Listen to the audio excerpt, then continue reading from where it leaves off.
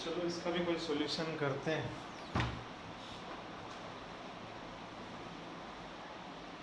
तो स्टार्ट करते हैं हम चार्जिंग बाय कंडक्शन। दूसरा मेथड चार्जिंग बाय कंडक्शन क्या होता है बेटा?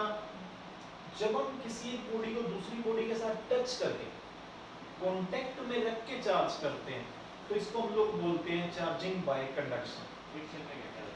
फ्रिक्शन में रब किया था, यहाँ रब नहीं करना, यहाँ सिर्फ टच करना है, कांटेक्ट में रखना है या वायर के साथ कनेक्ट कर देना। जैसे मान लो ये हमारे पास कोई चार्ज बॉडी है, अब ये बॉडी चार्ज है, इसके ऊपर काफी सारा पॉजिटिव चार्ज है मान लो, और ये जो दूसरी बॉडी है ये न्यूट्रल है। तो ये मान लेना अभी के लिए हम कि हम दोनों सिमिलर आइडेंटिकल बॉडीज ले रहे हैं। कैसी बॉडीज ले रहे हैं? आइडेंटिकल। तो ये हमारे पास पहली बॉडी ए थी, ये चार्ज थी, दूसरी बॉडी बी थी, ये अनचार्ज थी। नोट करना दूसरी बात, दोनों कंडक्टिंग बॉडीज हैं। ये मेथड कंडक्टिंग बॉडीज के लिए ही अप्लाई होता है, ठीक है? किसके लिए अप्लाई होगा? कंडक्टिंग बॉडीज के लिए। तो हमारे पास बॉडी ए चार्ज है और बॉडी बी अनचार्ज है। अब बी को हमने चार्ज करना था तो मैंने ए के साथ टच में कांटेक्ट में रख दिया। कांटेक्ट में रखने पर क्या होगा? एक बात कहो, तुमने शायद 10th में पोटेंशियल के बारे में भी पढ़ा होगा। पोटेंशियल, जब भी कोई बॉडी चार्ज होती है ना तो उसमें पोटेंशियल आ जाता है। क्या आ जाता है? इलेक्ट्रिक पोटेंशियल, ठीक है? तो अगर कोई बॉडी चार्ज होगी तो उसका पोटेंशियल हाई होगा। जैसे अगर हम बात करें, हम किसी बॉडी को गर्म करते हैं तो उसका टेम्परेचर हाई होता है, उसमें थर्मल एनर्जी ज्यादा होती है। अगर कोई बॉडी ठंडी हो तो उसमें थर्मल एनर्जी कम होती है, उसका टेम्परेचर कम होता है। तो वैसे ही अगर कोई बॉडी चार्ज होती है तो उसका पोटेंशियल हाई होता है, और कोई बॉडी अनचार्ज है तो उसका पोटेंशियल लो होगा। और अगर हम इन दोनों बॉडी को कांटेक्ट में रखेंगे तो हमें एक बात कहो, अगर एक गर्म बॉडी को ठंडी बॉडी को कांटेक्ट में रखेंगे तो हीट जो है वो ठंडी बॉडी से गर्म बॉडी में जाएगी। मोस्ट जनरल सिचुएशन में तो हीट जो है वो हॉट बॉडी से कोल्ड बॉडी में जाएगी, अगर हम कोई एक्सटर्नल एजेंसी की हेल्प नहीं ले रहे तो यहाँ पर हमने, यहाँ पर जो है वो चार्ज के ट्रांसफर, वहां पर हीट के ट्रांसफर की बात की या चार्ज के ट्रांसफर की बात है? अगर ये बॉडी चार्ज है तो उसका पोटेंशियल हाई है, ये बॉडी अनचार्ज है, न्यूट्रल है, तो उसका पोटेंशियल लो है। हमने इन दोनों को कांटेक्ट में रखा, तो जैसे ही हमने इनको टच में कराया या कांटेक्ट में रखा तो चार्ज, ये बॉडी चार्ज थी, इसका पोटेंशियल हाई था, ये बॉडी अनचार्ज थी, इसका पोटेंशियल लो था। और चार्ज हमेशा मूव करता है हाई पोटेंशियल वाली बॉडी से लो पोटेंशियल वाली बॉडी। तो जैसे ही हम टच करेंगे तो चार्ज हाई पोटेंशियल से लो पोटेंशियल में जाएगा, ठीक है? और दोनों बॉडी क्या हो जाएंगी? चार्ज हो जाएंगी। लेकिन एक बात नोट करना, पॉजिटिव मूव नहीं करता, नेगेटिव मूव करता है। इस बॉडी के अंदर ये बॉडी न्यूट्रल है, लेकिन न्यूट्रल होने का मतलब ये थोड़ा ना है कि इसके अंदर इलेक्ट्रॉन्स नहीं है। भाई न्यूट्रल होने का मतलब ये है कि इसके अंदर इलेक्ट्रॉन्स और प्रोटॉन्स इक्वल अमाउंट में। तो मान लो थोड़ी देर के इसके अंदर 8 इलेक्ट्रॉन और प्रोटॉन्स, ठीक है? तो जैसे ही हम इस बॉडी को अगर हम कांटेक्ट में रखेंगे तो इसके इलेक्ट्रॉन्स को अट्रैक्ट करेगी, इलेक्ट्रॉन्स को अपनी तरफ खींच लेगी। जब इलेक्ट्रॉन्स खींच करके इस बॉडी के अंदर आ जाएंगे, ये बॉडी में, तो इसका मतलब इस बॉडी के ऊपर क्या बिल्ड होता चला जाएगा? पहले एक इलेक्ट्रॉन आया, इस पर एक पॉजिटिव चार्ज बिल्डअप हो गया, एक नेगेटिव चार्ज आया, दूसरा पॉजिटिव चार्ज। बेटा जो हम चार्ज की बात करते हैं ना किसी भी बॉडी पर चार्ज, तो वो एक्सेस या डेफिशिएंसी की वजह से होता है।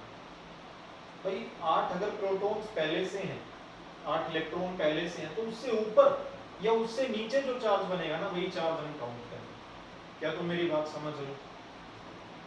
तो यहां से इलेक्ट्रॉन्स ट्रांसफर होके जाएंगे इधर, तो जितने इलेक्ट्रॉन जाएंगे, जैसे एक इलेक्ट्रॉन गया तो यहाँ एक पॉजिटिव चार्ज बिल्डअप हो गया, दो इलेक्ट्रॉन गए यहाँ दो पॉजिटिव चार्ज बिल्डअप हो गया। तो इस तरीके से चार्ज का ट्रांसफर होता चला जाएगा और दोनों बॉडी चार्ज हो जाएंगे, दोनों बॉडी चार्ज हो जाएंगी। और एक बात नोट करना बेटा, चार्ज का डिस्ट्रीब्यूशन कैसे होगा? अगर दोनों बॉडी आइडेंटिकल सेम साइज की है तो चार्ज इक्वली डिस्ट्रीब्यूट हो जाएगा। लेकिन अगर दोनों बॉडी आइडेंटिकल नहीं है, सेम साइज की नहीं है, तो चार्ज उनके साइज के हिसाब से डिस्ट्रीब्यूट होगा। अगर ये बिगर बॉडी होगी तो इस पर ज्यादा चार्ज आएगा, अगर ये स्मॉलर बॉडी होगी तो इस पर कम चार्ज आएगा। चार्ज साइज के हिसाब से, साइज कहने का मतलब बोले तो रेडियस के हिसाब से डिस्ट्रीब्यूट होगा। स्फेरिकल बॉडी में साइज का मतलब उसके रेडियस से होता है। किससे होता है? रेडियस। यानी कि charge will divide in proportion to its radius. अगर दोनों बॉडी के रेडियस सेम होंगे तो Q1 by Q2 बेटा चार जगह प्रोपोर्शनल है रेडियस के, तो Q1 प्रोपोर्शनल हो गया R1 के, Q2 प्रोपोर्शनल हो गया R2 के। दोनों को अगर हम डिवाइड करें तो Q1 by Q2, Q1 बराबर KR1, Q2 बराबर KR2, के तो कैंसिल हो गए। Q1 by Q2 क्या आ गया, R1 by R2। अगर दोनों बॉडी सेम साइज की हैं तो R1 और R2 इक्वल होंगे, दोनों कैंसिल हो गए, Q1 इक्वल टू Q2 आ गया। लेकिन अगर R1 ज्यादा है R2 से तो Q1 ज्यादा होगा Q2 से। बड़ी सिंपल सी बात है। तो जब हम एक बॉडी को दूसरी बॉडी के साथ कांटेक्ट में रख के चार्ज करते हैं जिसको हम लोग बोलते हैं चार्जिंग बाय कंडक्शन। ये मेथड कंडक्टिंग बॉडीज के लिए अप्लाई होता है। इस मेथड में दोनों बॉडी के बीच में पोटेंशियल के डिफरेंस की वजह से चार्ज का ट्रांसफर होता है। दोनों बॉडी के पोटेंशियल के डिफरेंस की वजह से चार्ज का ट्रांसफर होता है और चार्ज इक्वली डिस्ट्रीब्यूट हो जाता है अगर दोनों बॉडी आइडेंटिकल हो। लेकिन अगर दोनों बॉडी आइडेंटिकल नहीं है, डिफरेंट साइज की हैं, तो चार्ज उनके साइज के हिसाब से डिस्ट्रीब्यूट हो जाता है, जैसा कि मैंने तुम्हें ये बताया। क्लियर है ये पॉइंट या नहीं? एक बात और समझना, it is a permanent method of charge. कैसा मेथड है? अब परमानेंट मेथड ऑफ चार्जिंग कहने का क्या मतलब है? मैंने इन दोनों बॉडी को, मैंने इसको B के साथ को A के साथ कांटेक्ट में रखा और B जो है वो चार्ज हो गया। अब अगर हम इन दोनों को सेपरेट कर देंगे ना तो A पर भी चार्ज रहेगा और B पर भी चार्ज रहेगा हमेशा के लिए। ऐसा नहीं है कि भाई B का चार्ज खत्म हो गया, मैनिश हो गया। समझ रहे हो? अगर B एक बार A के साथ कांटेक्ट में, उसमें भी रहेगा। अभी हम तीसरा मेथड बुलाएंगे तो उसमें डिफरेंस होगा।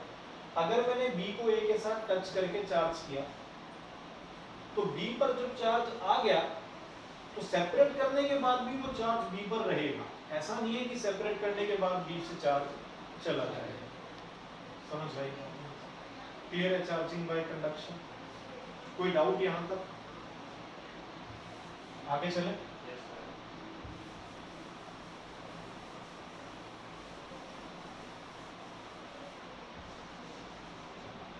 तो तीसरा मेथड क्या है बेटा? तीसरा मेथड है चार्जिंग बाय इंडक्शन।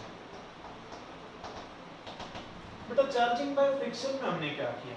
हमने एक बॉडी को दूसरी बॉडी के साथ रब करके चार्ज किया। चार्जिंग बाय कंडक्शन में हमने क्या किया? एक बॉडी को दूसरी बॉडी के साथ टच करके कांटेक्ट में रख के चार्ज किया। चार्जिंग बाय इंडक्शन में हम क्या करते हैं? हम एक बॉडी को दूसरी बॉडी के नेबरहुड में रख के चार्ज करते हैं। ठीक है, जैसे मान लो कि ये हमारे पास जो है कोई चार्ज बॉडी है,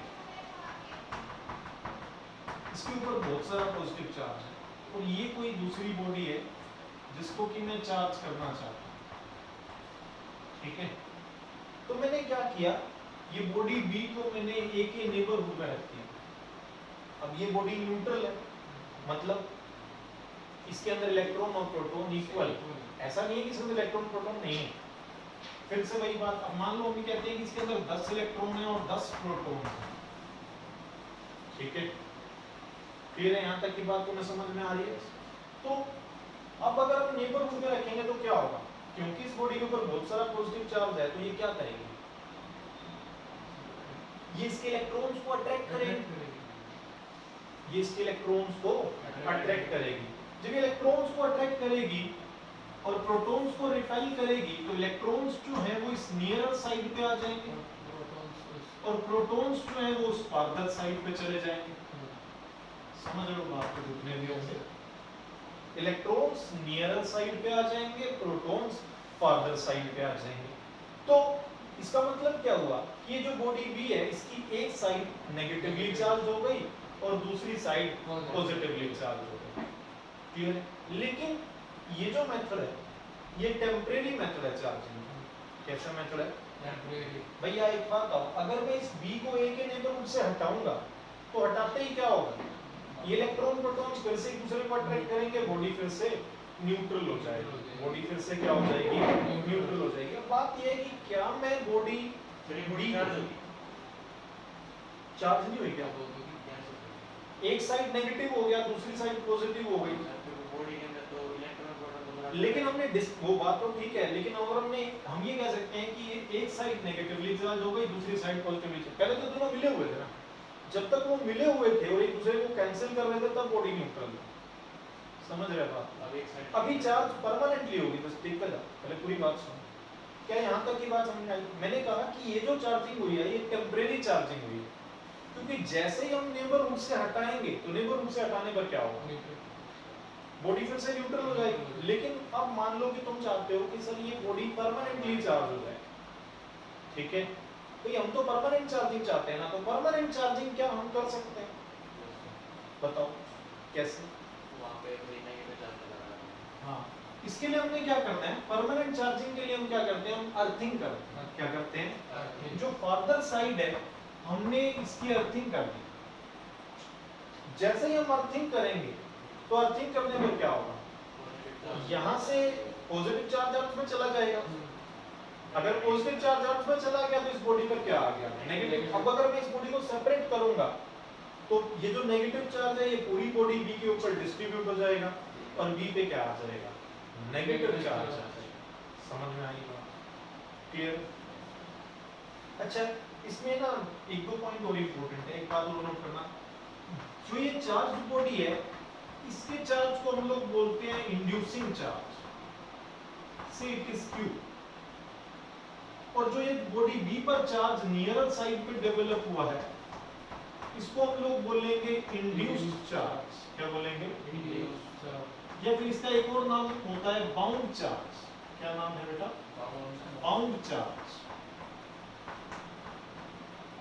बाउंड चार्ज, क्लियर?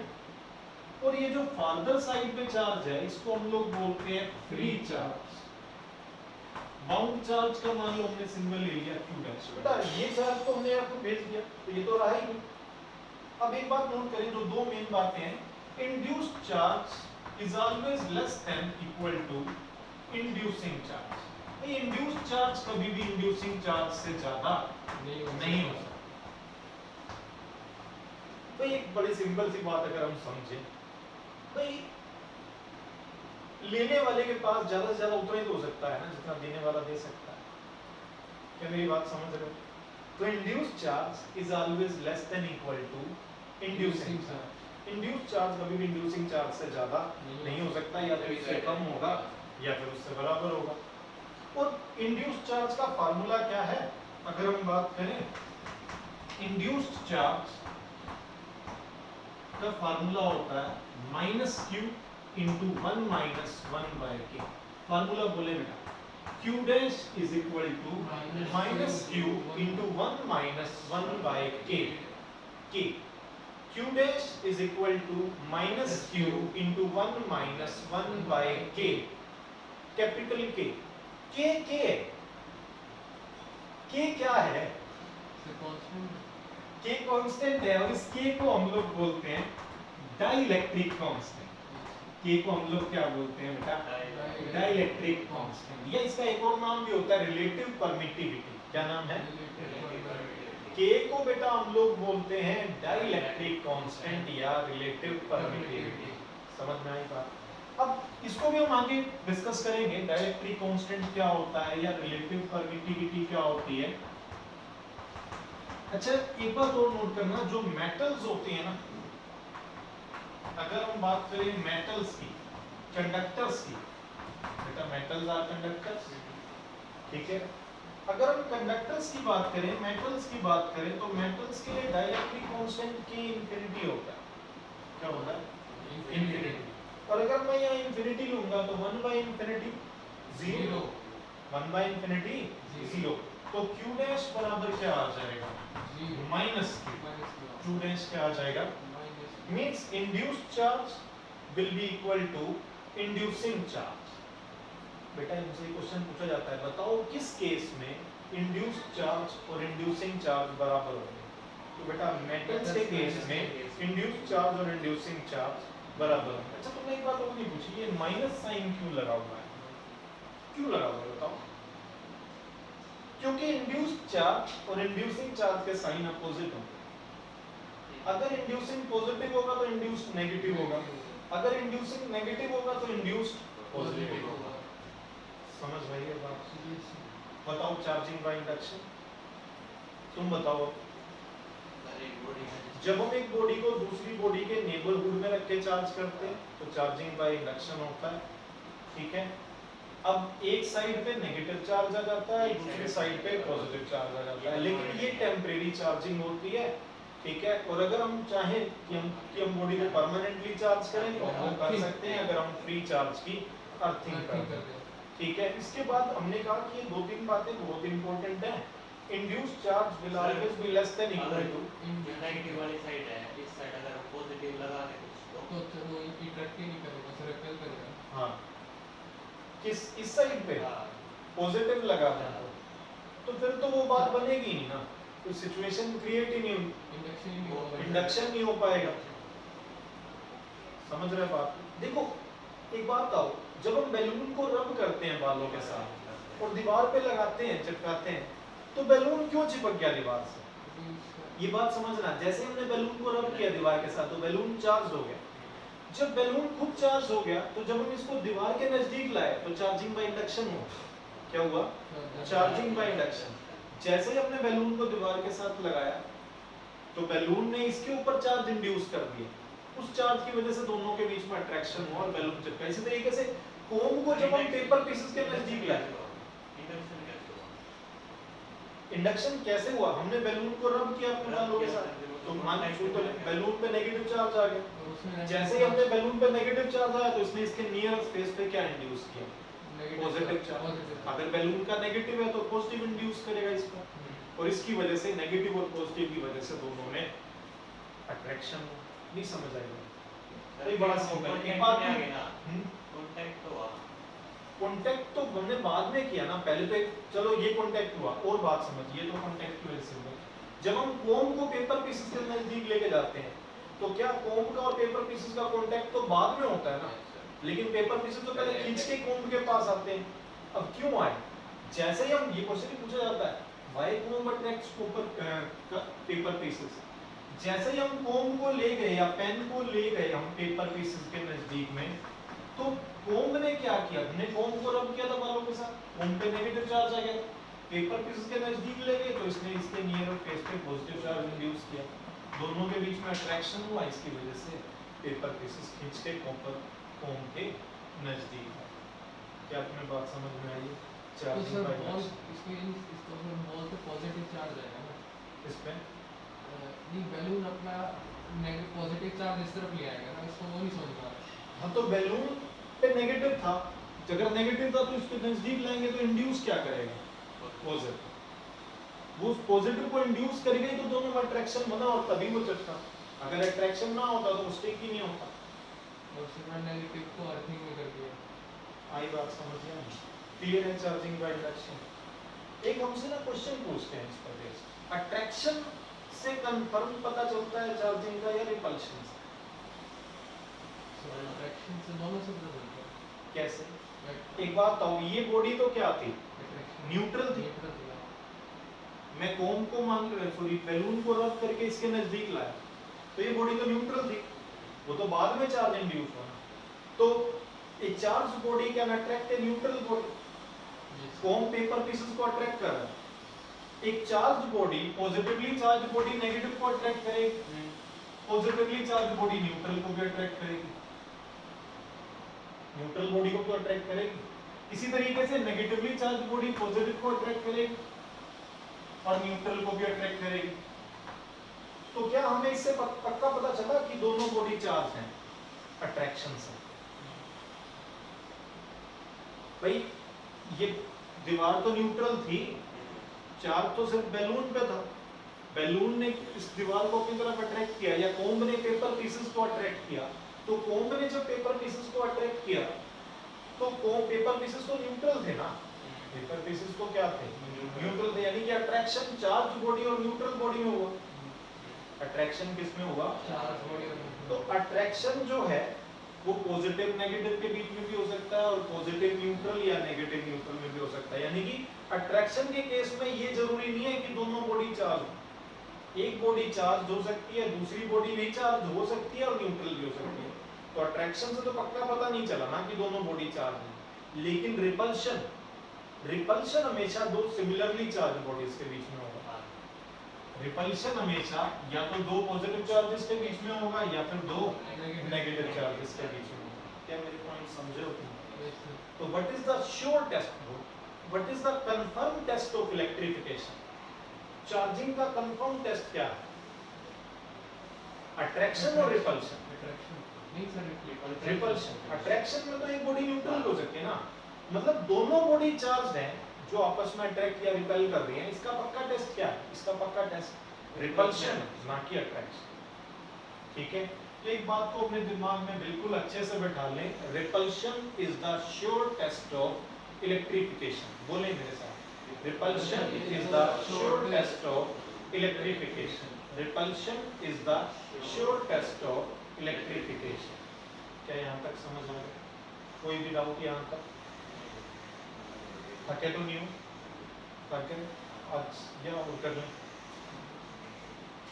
5 मिनट और, चलो 5 मिनट कर लेते हैं, क्योंकि कई दिनों से काम हुआ नहीं है तो थोड़ा सा हो जाएगा, वो तो चलते नहीं है बराबर से। उसका यार लॉकडाउन की वजह से ना कितनी चीज़ों में प्रॉब्लम हो रही है, बस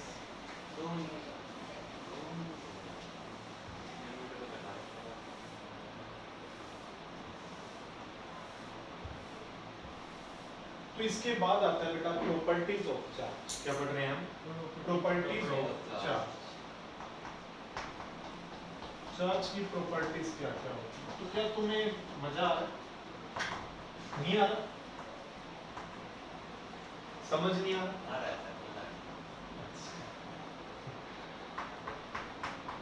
properties of charge. Charge quantity कैसी है? स्केलर है या वेक्टर है? वेक्टर नहीं, charge scalar quantity. Charge is scalar quantity, current vector quantity होता है। ठीक है, चार्ज वेक्टर नहीं है, charge is a scalar quantity. छोटी छोटी बातें याद रखें। ठीक है, तो पहली प्रॉपर्टी तो बिल्कुल सिंपल है, additive nature of charge. Additive nature of charge, additive nature तो बहुत ही सिंपल है भाई। अगर आप टोटल चार्ज लोगे, मान लो मेरे पास दो बॉडी है, एक बॉडी पे चार्ज है +5 कूलम, दूसरी बॉडी पे चार्ज है +6 कूलम, टोटल चार्ज कितना? 11 coulomb. Total charge is the sum of all charges. Total charge is the sum of all charges. कई बार मान लो एक बड़ा सिस्टम हो सकता है, एक पार्ट पे चार्ज है +4 coulomb, -2 coulomb, +6 coulomb, -3 coulomb. Total charge क्या है? Sum of all charges. Simple sum, बेटा सम भी दो तरह के होता है, एक तो होता है सिंपल सम, सिंपल सम को हम अलजेब्राइक सम भी बोलते हैं, एक होता है वेक्टर सम, जब हम डायरेक्शन के हिसाब से ऐड करते हैं। कैसे ऐड करते हैं? तो यहाँ पर सिंपल सम है, बेटा स्केलर क्वांटिटी है तो सिंपल सम होगा, वेक्टर क्वांटिटी है तो वेक्टर सम होगा। तो total charge is the simple sum. Simple का मतलब algebraic sum of all charge. तो सिंपल सम क्या आएगा ये तो बताने की जरूरत नहीं है।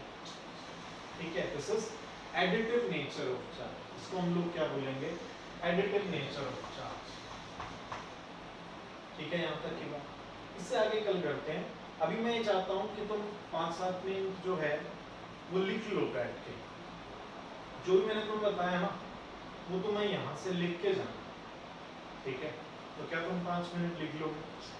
ठीक है, तो लिखो, उसको बंद कर दो।